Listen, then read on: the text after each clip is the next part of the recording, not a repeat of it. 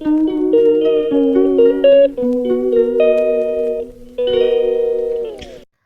Everyone, তোমরা সবাই কেমন আছো? আমি একদম ভালো আছি। আর আজকে হচ্ছে শিবরাত্রি, তাই জন্য সকাল সকাল বেরিয়ে গেছি শপিং করতে। কিছু কেনা বাকি ছিল, সেগুলো কিনবো। তোমরা যেরকম দেখতে পাচ্ছ, আমরা এখন ফুলের দোকানে আছি। ফুলের দোকানে কিছু ফুল কেনা বাকি ছিল, সেগুলোই কিনে নিচ্ছি।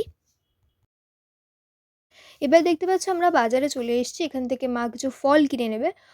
কালকে রাত্রে বেরিয়েছিলাম ফল কিনতে, কিন্তু ভালো ফল যেহেতু মন মতো পাইনি, তাই জন্য আবার সকালে বেরিয়ে গেছি। এখান থেকে মা শাকালু আর কুল নিয়ে নিল। এবার চলে এসেছি গ্রসারি স্টোরে। এখান থেকে ডাল কিনবে বলল মা, আর দুধ কিনে নিয়ে বাড়িতে চলে এলাম।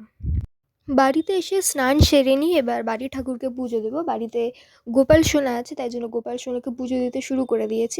গোপাল সোনাকে স্নান টান করিয়ে দিয়ে এবার তারপর বাড়িতে শিব ঠাকুর আছে, তাই জন্য শিব ঠাকুরকে তো চান করাতেই হবে শিবরাত্রি উপলক্ষে।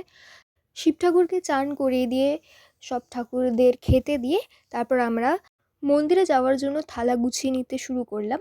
মা যা ফল কিনে এনেছিল সকালে, আর কালকে রাত্রে যে ফলগুলো কিনে এনেছিলাম, সেই থালা গুছিয়ে নিয়ে দেখতেই পাচ্ছ রাস্তায় বেরিয়ে গেছি। এবার দেখতে পাচ্ছ মন্দিরে চলে এসেছি। আমাদের বাড়ির সামনে কিছুটা দূরেই একটা মন্দির ছিল শিব ঠাকুরের, তো সেখানেই চলে এসেছি।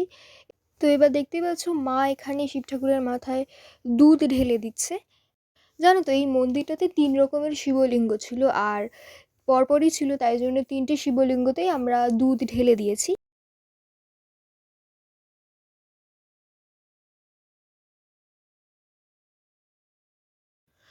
মা দুধ ঢেলে আসার পর আমি গেছিলাম শিব ঠাকুরের মাথায় দুধ ঢালতে।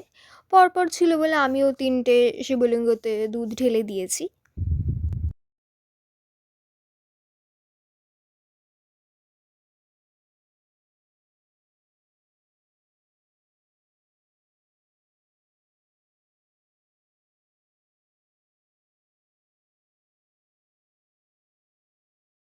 দুধ ঢালা হয়ে গেলে এবার আমি একটা শিবলিঙ্গতে মালা পরিয়ে দিচ্ছিলাম।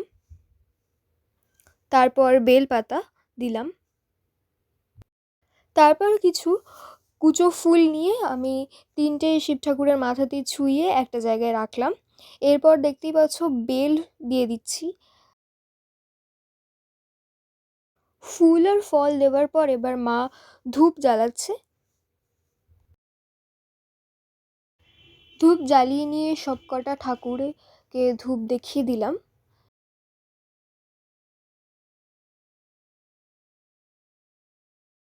শিব ঠাকুর ছাড়াও যে ওখানে আরও অন্যান্য ঠাকুরগুলো ছিল, সেখানেও আমরা গিয়ে ধূপ দেখিয়ে দিলাম।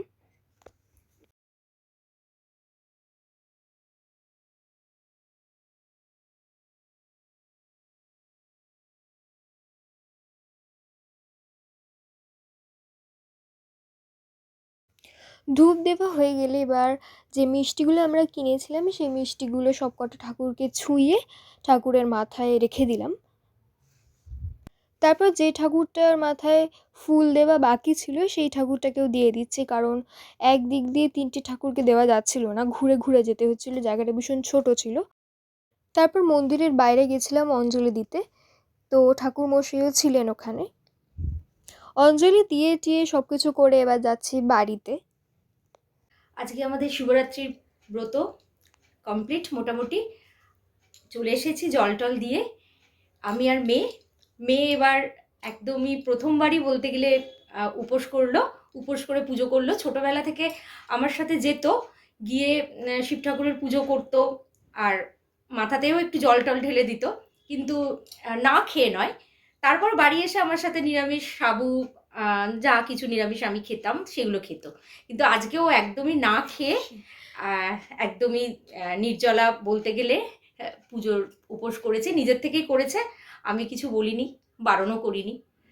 চলে এসেছি, এরপরে কিছু খাবো নিরামিষ খেয়ে, ব্যাস। ভিডিওটা কেমন লাগলো অবশ্যই জানিও। সাবস্ক্রাইব করতে ভুলবে না, আর কমেন্ট করে জানিও কেমন লাগলো। টাটা।